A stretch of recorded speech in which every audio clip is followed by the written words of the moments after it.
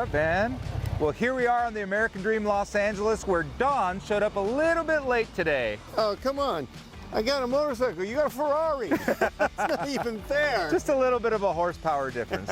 Well, as promised, we are going to tour you to places in Los Angeles that you don't know. And today we're in a really special place to me because I spend a lot of time here, don't I, Don? That's right. So we promised to show you all these great places. So there's a drive that most of you probably don't know of that's right outside of Los Angeles that I go on almost every week with my boys up San Francisco Canyon. But also, we're going to add in a little history today about the second largest catastrophe in California. Let's get rocking and rolling with American Dream TV Los Angeles with Don and Gino. Let's get going, Gino. All right, let's do this. Search is over, baby. I'm right here, and I got it. The American Dream, the only show that combats negative media, not owned by a network, commercial-free, unscripted. I got it. These are stories for you and by you.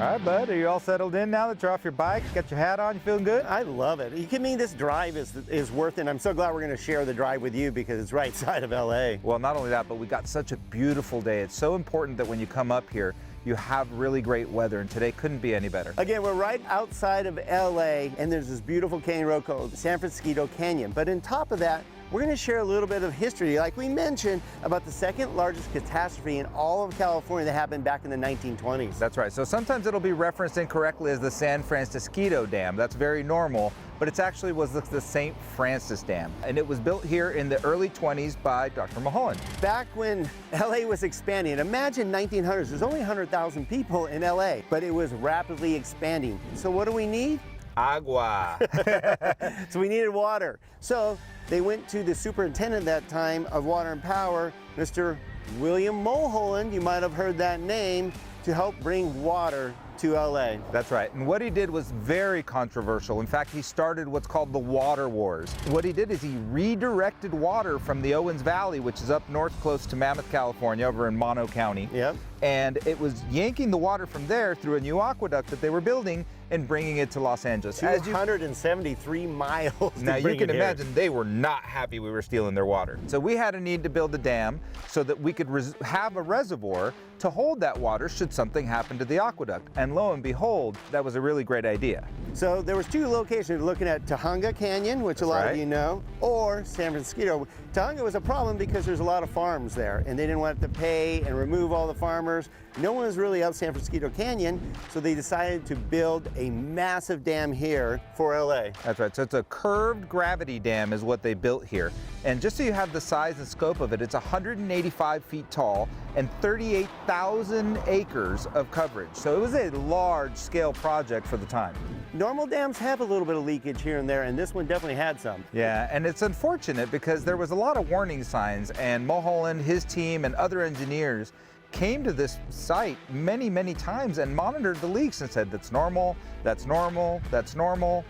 Someone got it wrong. At 11:57 p.m., March 12, 1928, the dam absolutely burst.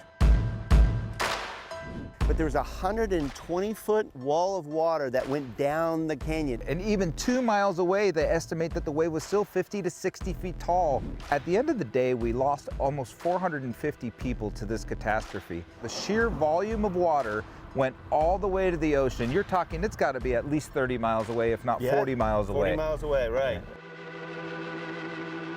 All right, so what's cool is we're gonna take you up this beautiful drive that we're gonna show you to show you a few more spots about what happened to this dam, some remnants of the dam, the top of the dam, and what happened to Mulholland. You know, it's a miracle that more people did not die during this catastrophe. And speaking of miracles, I say we head to the Miracle Mile with Mike Razak. That's right. We're going to check out LACMA, the Los Angeles County Museum of Art. It is next to a bunch of the museums in Los Angeles. And what Mike's been trying to show us is that we have a great culture here in Los Angeles that really exemplifies art and architecture and museums and all these other things that maybe you don't think about in Los Angeles. You think it's just a very busy city. So we appreciate Mike bringing this to you. So let's head over to Mike.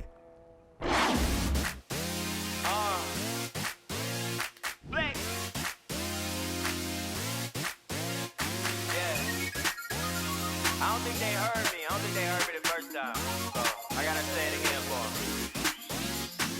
them. Thanks, Don and Gino. Well, I'm here at a pretty iconic area in Los Angeles. I'm at the Los Angeles County Museum of Art, and we are at the light pole exhibit. Famous from the street, and you probably see it in many pictures. It's located on the Miracle Mile in what's called Museum Row, which features about 15 museums that showcase local and international art.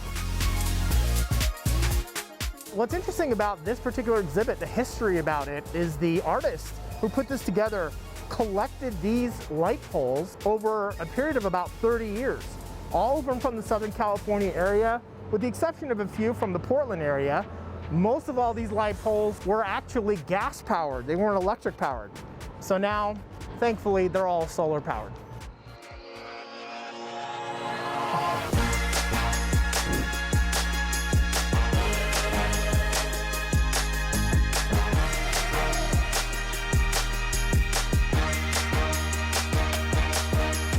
I can't tell you how much I love LA, mostly for its architecture. You could just be walking down the street, have a seat, and then pop right behind you. Something amazing and iconic. I'm sitting out here in front of the Peterson Automotive Museum. It houses almost 3,000 cars of some kind of fame or notoriety. The building was purchased actually in 1939 by the Peterson family, and it was rented out as a department store all the way up to about 1986.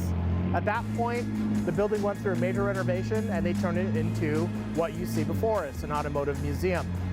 In 2015, the building went through an extensive renovation of what you see presently when you drive by it, with a beautiful twirling design of red with steel accents. If you haven't seen this museum, it's truly something to behold.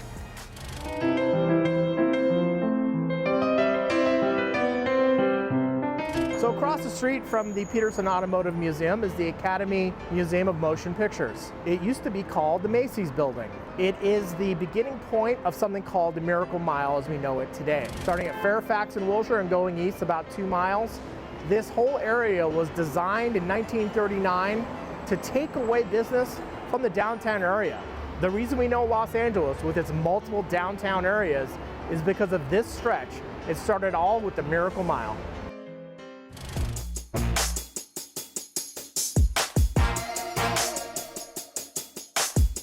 You know, we tear down all of our old buildings in LA and we build new.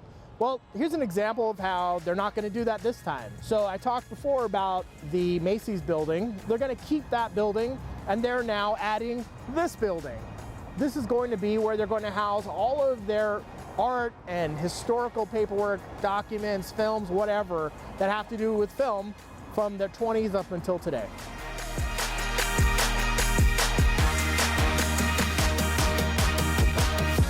So you can truly see why they call it the Miracle Mile. It's only 2 city blocks and there's so much to do.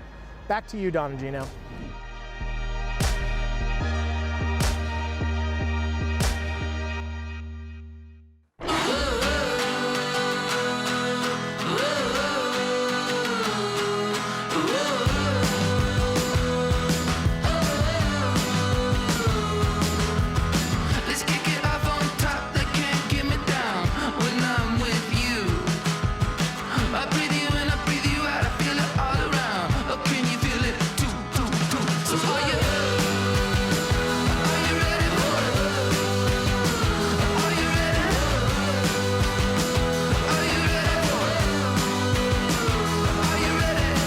Well, thank you, Mike, Mr. Cultural Attaché yourself. How about that? Miracle Mile and so much to do within 2 city blocks. That is awesome stuff, Mike. Thanks, man. All right, well, we kept traveling up the hill, going on our nice, beautiful drive, as we told you. And we're just a couple miles up from the monument that we talked about, the San Francisco Dam. And here we're going to show you some more parts, as Don promised, of the St. Francis Dam. Well, of course, you know, everybody wants to see what happened with the dam. What's the catastrophe and how did this happen? So this is a great location because behind us here, this is where, believe it or not, the dam is just about 3/4 of a mile up the road, but there were 20,000 ton blocks of concrete pushed all the way here. And you can see some remnants still of that concrete. And eventually they say this is going to be a monument itself. Oh, that's actually really interesting. So I promised you earlier that I would tell you a little bit about how this happened. And ultimately the problem was that the sand and the dirt where the foundation was built was too soft, and so the water just eroded away at it. As you know, water will erode away at anything. You know that place called the Grand Canyon? Yeah, exactly. They did do the research. They went through a lot of court because 450 something people died that they know of. So they had to go through a lot of research to see whose fault it was, and they realized that they just didn't have the equipment to realize that where the dam was put was not the best place. So hopefully you enjoyed this little run of history right here outside of LA, and I bet you a lot of you did not know about this huge catastrophe that killed so many people, but we learned a lot from it. So what we're gonna do now is we're gonna drive up our beautiful road. We got more fun stuff to show you, plus, of course, food adventures at a really cool place, but right now, I say we tee it up to John Gardella. That's right. Let's see what John and Engel Invokers are up to today. Cause I got that winning feeling. They can't slow me down. I got that winning feeling. Hey, Don and Gino, thank you for that great introduction. What is with all the toys? I mean, Gino, the new Ferrari to go along with your McLaren? And Don with his new dirt bikes, you guys have too many toys and too much time. So I gotta beat that, right? So I am. We're back here behind the gates at Sherwood again with Gary and Nicole from Engel and Volkers, and they are going to show us one of 3 modern homes in Sherwood. I can't wait to see this place. It's gonna blow your mind. Cause I got that winning feeling. They can't slow me down. I got that winning feeling. Stop. I want somebody. Nothing's gonna stop me now. Nothing's gonna stop me now. Tell them, baby. Don't you forget. Hey, Gary and Nicole, I didn't expect anything less. I really didn't. I mean, this place is unbelievable. Well, John, welcome to 318 Upper Lake Road. Oh, yes. I can't This wait is to a see it. truly magnificent property. Come on in, let's take a look right. inside. All right, let's go.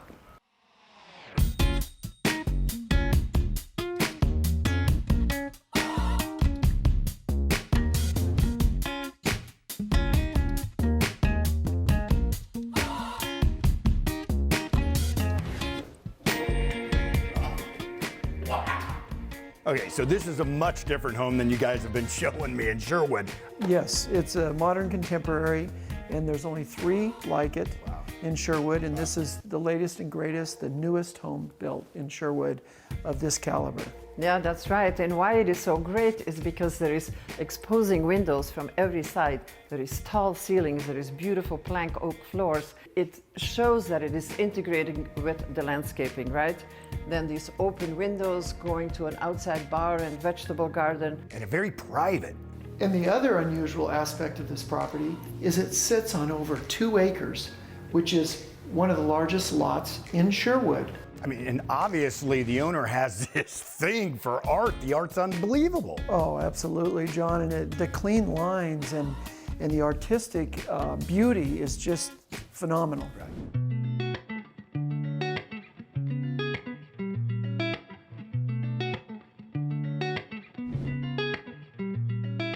All right, so it's no secret, back here behind the gates of Sherwood with the beautiful golf course, the tennis, the high security, the privacy, it really does meet and appeal to a certain type of client. What attracted you guys to Sherwood? First of all, it is fun here. So we love fun. We love selling, we love fun, we love beautiful things, we love beautiful environments. So it became second nature. Yeah, the people are wonderful back here and fun, like you And said. also Gary is a very good golfer, so it became organically a place for us to play and hang out, and there come the clients, right? And the beautiful homes. So some clients invite us to their homes, we see it, we sell it, we're done. Now you guys mentioned fun twice. I want to know what kind of fun we're having back here behind Sherwood. Never tell.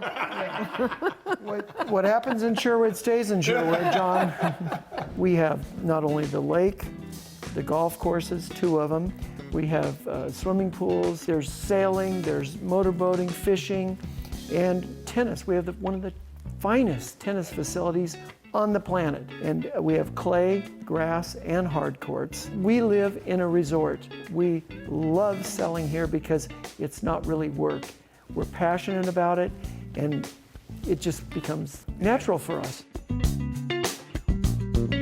What is the history? How did you guys find Sherwood? I grew up here in Hidden Valley, which is adjacent. Our family ranch was adjacent to Sherwood Country Club now. Sherwood was initiated in 1988, and the club was opened in '89. We have been here from the start. We're founding golf members. Oh, wow. We're like docents, if you will, of Sherwood. All right, so obviously both of you run a very, very successful franchise of England Volkers here in Westlake. You're partners in business, partners in life, right? How does it work for you guys? Organically, we came together in this whole sales force. And for me, when I work with Gary, I know he's going to get the job done. He is a perfectionist. He is excellent with people. He can just about handle anything. I have to believe that I can too, of course, right? I feel the same. In reverse, I feel that she can do that, and I think that's, we're kind of cut from the same cloth, if you will, but for some reason it gels. And we're both A personalities. It just works. We're people persons. We love people. Yeah, we love people, and we love to do very well. We always excel at sports. We've excelled since we were children. We always excel in something. Gary was a water skiing champion. I was a diver. We were excellent at what we did, and we are still excellent at what we do.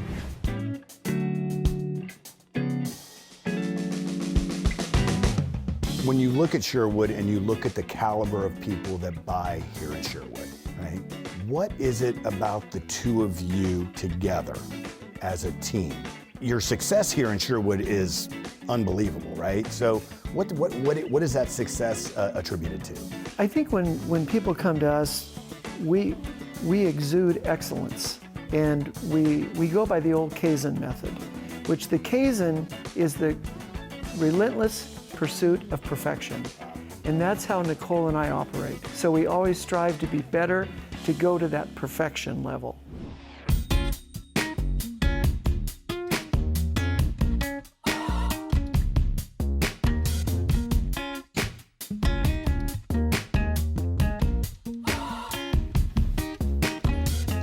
Wow, what a magnificent property that was. Thank you, Gary and Nicole from England Volkers, for taking the time to show us this property today. Don and Gino, back to you from Lake Sherwood, and I love that drive you're on, but Gino, be careful in that brand new Ferrari, and remember, there are speed limits.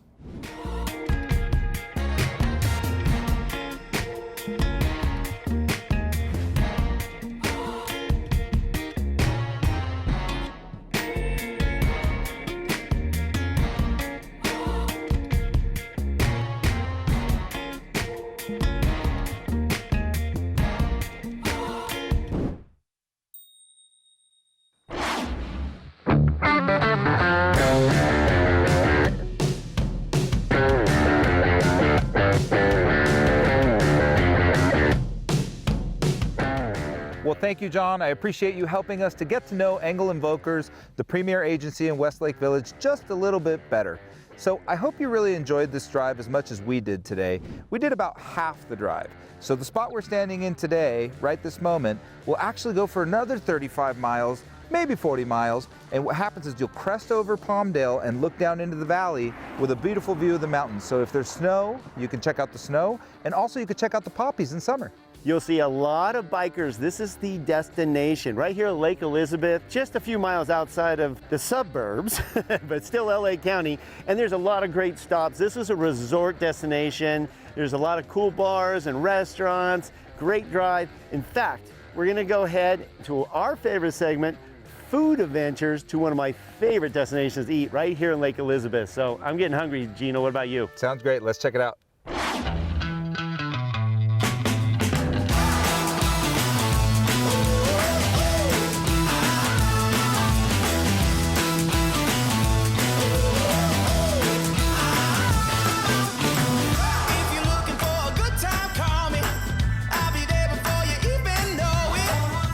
Welcome to the Rock Inn with Food Adventures. and I can't wait to share this with you. Gino, we finally made it here. That's right. So my dad used to hang out here. You've been hanging out here with your bros every weekend.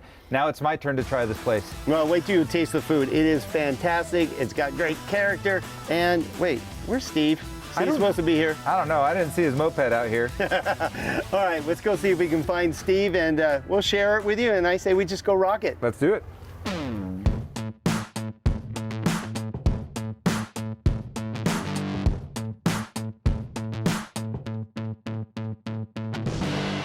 Hey, Steve, you are here, buddy. Hey, all right, you guys made it. Awesome. Welcome. What's happening, man? This place is like a throwback in time. Well, Stevie, I'm excited. I know you are. So what do you like about this place? I've been here many times, and this is one of my favorite destinations on the weekends. Don, this menu is so huge and so awesome. All the specialties here at the house are just, you know, they just do everything right, man. I have a hard time picking it, but I got my favorites, so you guys have to figure it out for yourself. Well, that's what happened to me. I was looking through the menu, and I think I could just stay with the starters the whole time. There are so many great starters that I think I could stay there. Yeah, man. I know you're not going to let me, though. No. We're going to have a sampling of a lot of different things, so, yeah, you know, You guys are talking food. I'm tired of this. Let's go order. I'm starving. All right, well, we'll order. I'll go talk to Warren, okay? All right, sounds good. Buddy. Let's go do it.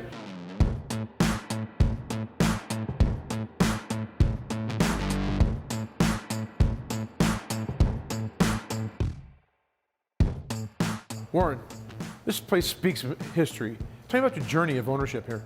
Well, after I bought it 18 years ago, found out that it was built in 1929 as a trading post and evolved from there into the restaurant, the hotel, and all the motorcycles and things have been coming up here for years. I love it. I love it. So what kind of activities do you have here besides the restaurant? We get live bands on Saturday night. We have a lot of poker runs, different motorcycle clubs, and events with car clubs. Do karaoke during the week. Have an acoustic night on Tuesdays. Local talent. I know you played a big part in the Powerhouse Fire and the Lake Fire. I'm sure that was a great opportunity to serve the community. So congratulations on that, you know, and being a hub here for that. So briefly, how did that feel to be a center point of activity here? Oh, it's great. We get to feed the firefighters, and then we address the hotel rooms for people that lost their houses. We let them stay a few nights until they figure out what they're going to do, and, you know, just be here to support. I see you preserved the history of this place. It's awesome. The murals, the lighting, the booths, it's fantastic. The floor, is this original? Yes, it is. Wow. Back in 1929. Yeah. So you can get fed and get a room right here in Lake Hughes. Have a drink and not get a ticket. That's awesome. Yeah. Good for you. That's really good. Well, congratulations on having a great place, a great history, and a great culture here. The food's fantastic.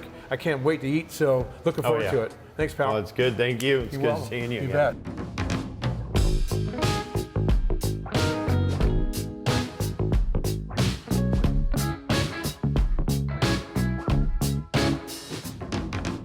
Thank you so much for being here, guys. It's awesome to have you. Thanks for having us, Chloe. We appreciate it. Of course. So just a little bit about my family history. My dad and my grandma bought this place in 1973. Way before you were born. Way before I was born. Me too. We're going to stop there. And so definitely having it in the family for so long, having it be a family-run business, owned and operated, has been a part of my history and my family's history for a really long time, and I think it's definitely played out in the people that come here and the memories and the stories that are shared, which is really important. That goes along with the yummy food that you're eating. And just the building in general is a huge staple in our community. Seeing the Rock, having it be there, and knowing that only 3 owners have actually owned the building, as well as the traditions that are shared as meals are happening. Yeah, so obviously living here, dealing with the fires is a real thing. Yeah. But you guys have always been here, and it's kind of a shelter for the community as well, as Warren was saying. Yeah, definitely. A shelter. I know we had some tornado warnings in the past, and you just have the whole community here together and supporting each other and having it be a safe haven, not only in a literal sense, but in a figurative and community building sense as well. Well, I love that this has been the staple since the 1920s, where it was the post office, the grocery store, the food, the entertainment. Yeah. And now it's food and entertainment that I know I enjoy, and Steve enjoys almost on a weekly basis. Yeah, it was a full stop and shop from my Oma's German delicatessen in Delhi, and then transforming it to always having people come back and say, hey, I remember when your dad used to sing Margaritaville during karaoke night. So there's always something that can be taken away from it and have your own experience, but as well a larger shared experience, which I think is really important. And now we have great food to go with it. Yes, yes. These macaroni bites specifically are my personal favorite. I've had like 8 servings before in one sitting, so definitely have at it and enjoy this yummy food. Well, the one I think I really am going to enjoy is these pork wings. Yeah, I know, we're all staring at it like, look at that. Well, they're super unique. I mean, your food is amazing. It's a nice getaway. If you guys don't mind, I'm tired of staring at food. Let's eat it. Dig in. I know. All right, Go for let's it. go for a Have pork at it. wing. Go. Definitely. Yeah. Of course. All right, let's get it done.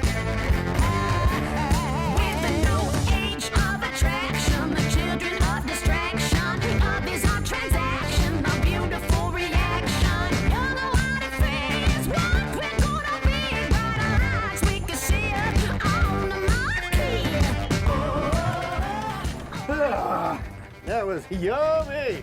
All right. Okay. Well, thank you, Warren. You're welcome. Your Awesome. Thank hospitality, your history, and all the goodness was awesome. Thank you very much. Here's a parting gift of homemade pickles. Mom's recipe, 100 years old. We still make them here. All right. Well, hopefully you enjoyed Food Adventures as much as we did here at the Rock Inn, and we just got one more stop, Gino. That's right. One more stop right down the street from my house that you probably don't know is this close to Los Angeles. All right, let's get on our way.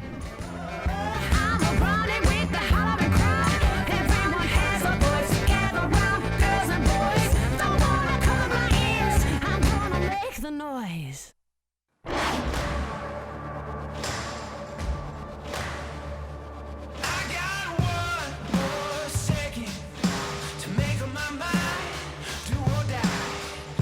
Well, thank you for hanging with Don and Gino. We had a long day. We played all over Los Angeles. We covered Los Angeles County. We took you to the northern rim. We were in downtown LA, and we saw John and Engel Invokers in Westlake. I can't think of a better day. Well, what we call that, it was quite a ride. And we got to have a wonderful ride down San Francisco Canyon, got to teach you a little bit about history of California, some catastrophes, but also the cool Rock Inn for food adventures. And speaking of wild ride, last thing we want to show you is right outside LA, down San Francisco Canyon, is 10 to 20 equestrian homes where they house, board, jump, ride horses just outside of LA. That's right. So at the end of the day, we want you to continue hanging with Don and Gino while we show you how to live and play in LA.